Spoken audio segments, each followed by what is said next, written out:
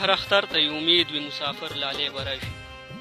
هر اختر ته یې امید وي مسافر لالی به راشي. دا اختر هم تیر شو اوس به بل اختر ته ګوري.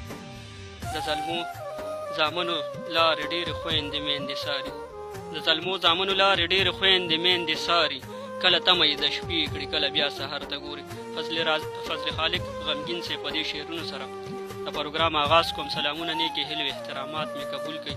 زه یم ستا سرور منظوروان او پروګرام دی ځلنده ستوری. هیله لرم چې روغ به یې جوړ به یې ژوند ته به تازه او د ژوند په دې سختو حالاتو کې به هم د ژوند نه مزې اخلي.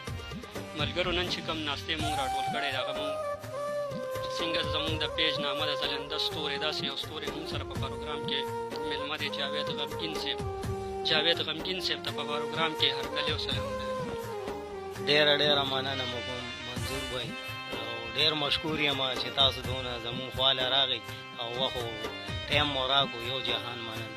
جاوید غمګین صاحب مینوالو سره لنډه شان پیژندګلو وکړئ بیا به د پروګرام په لوري باندې. زما نوم خو جاوید علي دی او د ادب په لاره مې چې کوم دی نوم غمګین دی او د ورمړپایان رهایشي او پیدایشي اوسېدونکی یم او پښتو ادب سره د 1997 نه تعلق لرم. مینوال انتظار کوي که پروګرام کې مو ته څه ډالۍ کړم. یو جهان مننه وایي. ستاسو ډېره مننه او ستاسو د مینوالو هم ډېره شکریه ادا کوو چې دا پروګرام ګوري او په مخ پته کې بوزي. هی ته څو شعرونه ډالۍ کوم چې مې تا سره یاري شوه مجبوري شوه. چې مې تا سره یاري شوه مجبوري شوه چې په برخه مې خواري شوه مجبوري شوه او بس د ژوند مې نور مقصد څه پاتې نه شو. بس د ژوند مې نور مقصد څه پاتې نه شو. مقصد دا مسافري شوه مجبوري شوه. مننه. او دا غزل څو شعرونه دي چې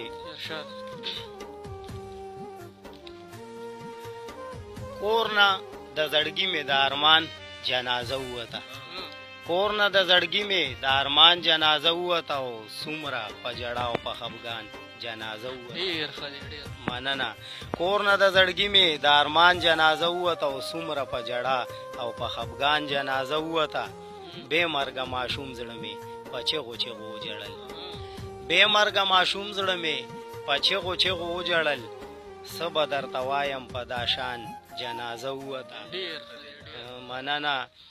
څه به درته وایم په دا شان جنازه ووته او قتل مې ارمان شو ګلې وګوره هم هغه وخت. قتل مې ارمان شو ګلې وګوره هم هغه وخت. ته چې د رکیب شوې هغه آن جنازه ووته او داسې یو ماتم مې د زړګي په کور کې جوړ شولو. داسې یو ماتم مې د زړګي په کور کې جوړ شولو. هر خوا جړاګانې های سوران جنازه ووته او تا پسې جنجان راغلل پسره ډولۍ کې یوړلې. تا پسې جنجان راغلل پسره ډولۍ کې یوړلې او ما پسې امیان او مولیان جنازه ووته. آخري مقطع ده. بے وفا جانان پسې جاوید غمګین اصلزي. بے وفا جانان پسې جاوید غمګین اصلزي. لاړله د بل شوه د جانان جنازه ووته. ډېر یو بل غزل هم که مینوالو ته ډالۍ کو. یو جهان مننه به مې. دا څو شعرونه مې د غریبۍ په دې ژوند باندې لیکلي دي. دا دې هم د ټولو مسافرو ملګرو ته هم ډالۍ وي.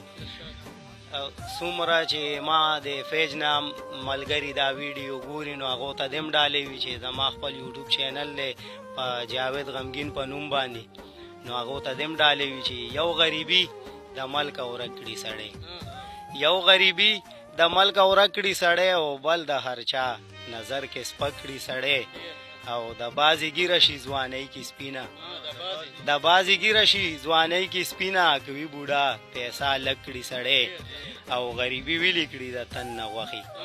غریبي ویلې کړي د تن نه غوښې او دولت پولادو غوندې کلک کړي سړی او د غریب زړه په غریب ډیر خوږیږي. د غریب زړه په غریب ډیر خوږیږي ورګ دې دولت شي شوم پړک کړي سړی او خدای دې د هر چا غریبي ورکه کړي.